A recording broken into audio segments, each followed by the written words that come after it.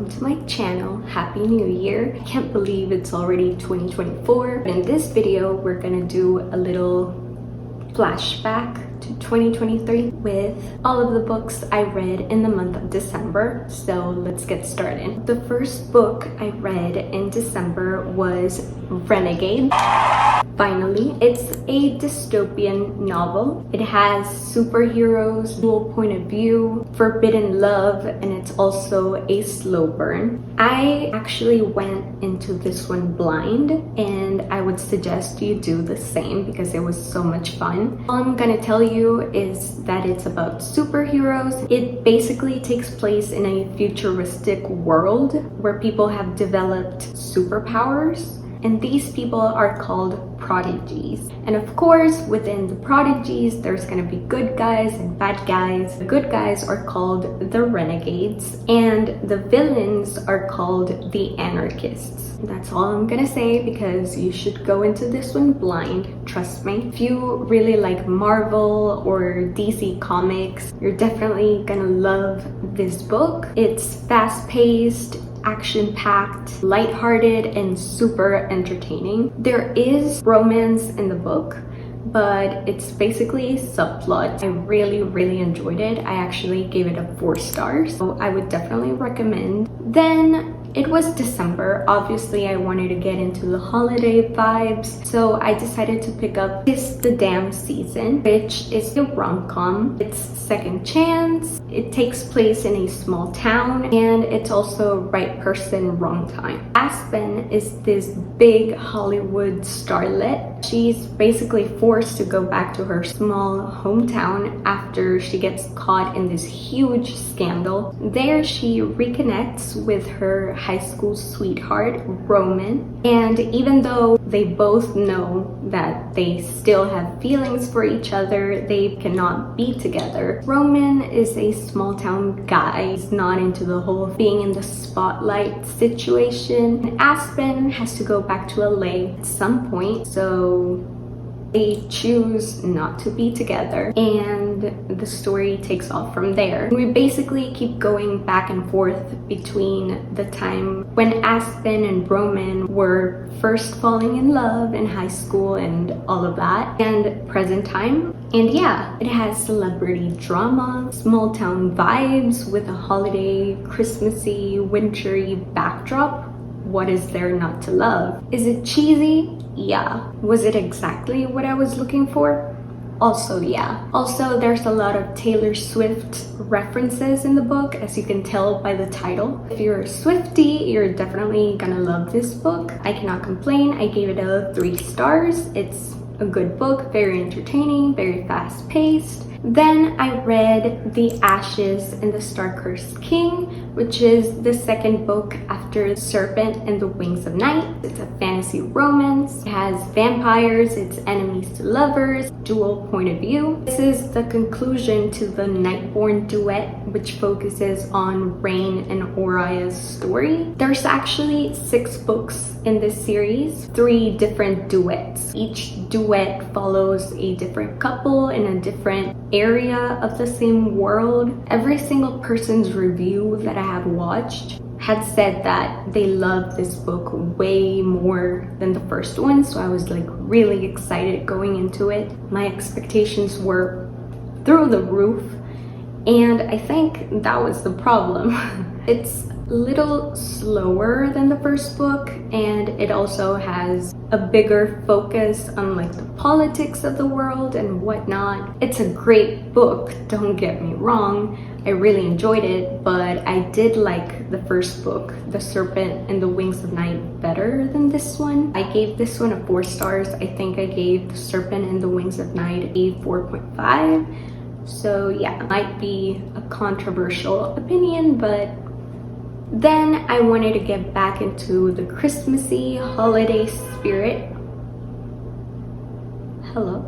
Then I wanted to get back into the Christmassy holiday spirit, so I decided to pick up All I Want for Christmas. It's a YA romance. it focuses on this love triangle situation. Bailey is a high schooler and she's obsessed with all things Christmas, and her wish this year is to live out all her Hallmark Christmas movie fantasies, meet a guy and kiss him under the mistletoe. But her wish works a little too well and she actually meets two wonderful guys, so now she has to decide which one she wants to pick.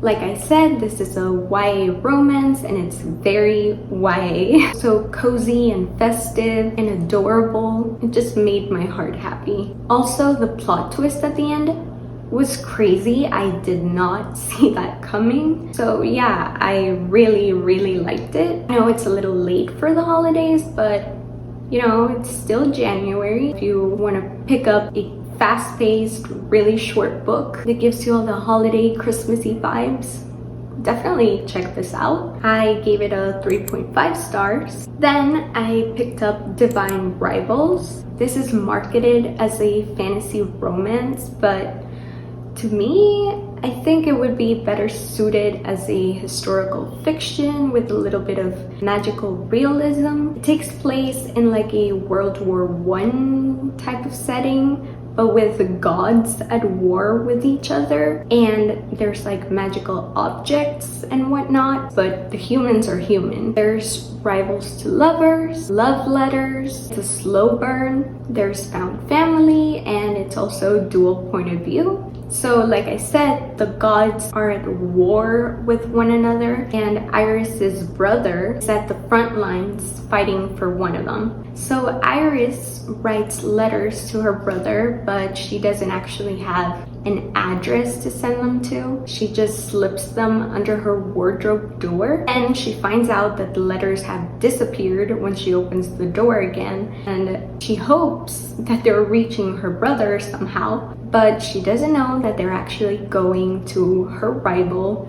Roman. Roman and Iris both work at the Oath Gazette as journalists. They're rivals because they're both competing for this huge promotion. Even though Iris doesn't know that the letters are going to Roman, Roman knows exactly who is writing to him. I was actually scared to pick this one up because of how much hype it gets. I was just scared it wouldn't live up to it, you know? But you guys weren't lying with this one. The writing is beautiful. The romance is just so sweet. The book overall is very funny and sweet and heartwarming, but at the same time heart-wrenching, and I just loved it. I actually featured this book in my 5-star reads of 2023 video, but my rating has changed since then. Don't come for me. The thing is,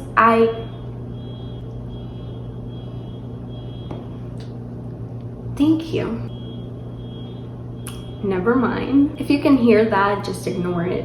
The thing is, I had recently finished the book when I filmed that video, and my initial reaction to the book was, this book is amazing, it's a 5 stars. But as the days went by, I just started thinking more about it, and I'm like, is it a 5 stars? Is it not a 5 stars? And I realized I was missing that 5-star feeling. You know what it is. And I feel like if you start doubting if a book is a 5 stars, it's because it probably is not a 5 stars. But don't get me wrong, it's an amazing book. It's a perfect book. I wouldn't change a single thing about it. But I'm actually gonna be rating it a 4.5 stars. Still super high rating, I loved it. And just remember, it's okay to change your ratings. The feeling you get once you put the book down initially might not be the same way you feel a couple of days later, a couple of months later, a couple of years later. It's fine. Then I decided to pick up a classic, The Little Prince. It's about this pilot whose plane breaks down and he gets stranded and he gets stranded in the desert. There he comes across this little prince who claims to be from another planet. The pilot spends several days trying to fix his plane, and the little prince keeps him company meanwhile, and he tells him stories about his trips to other planets. This is actually a deeply reflective book disguised as a children's book. It criticizes adulthood and makes you reflect on what's important in life. It's a super short book. I think it's like 100 pages, but it's so powerful and meaningful. I definitely recommend. It explores love, friendships, loss, and human nature. It's just beautiful. I feel like I could reread this book multiple times throughout my life, and it would have a different meaning for me every single time. So for that reason, I don't think I can settle in a rating for this book. I think it would just change every time I read it. It's a classic for a reason.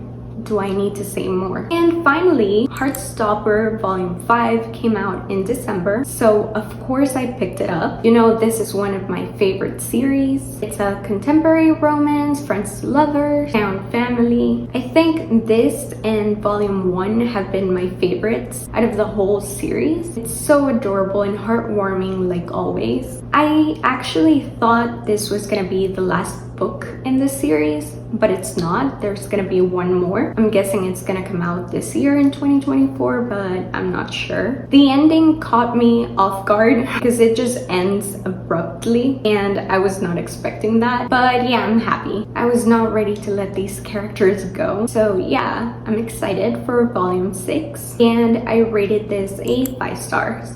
So yeah, those were all of the books I read in December. This was honestly a slower month for me just because of the holiday celebrations and everything. And I was also in a little bit of a slump. So yeah, I still read 7 books, which is great. So can't complain. If you like this video, give it a big thumbs up and let me know in the comments below what were your 5-star reads this month. If you want to see more videos like this, don't forget to subscribe. I will see you next month with a new video. Bye!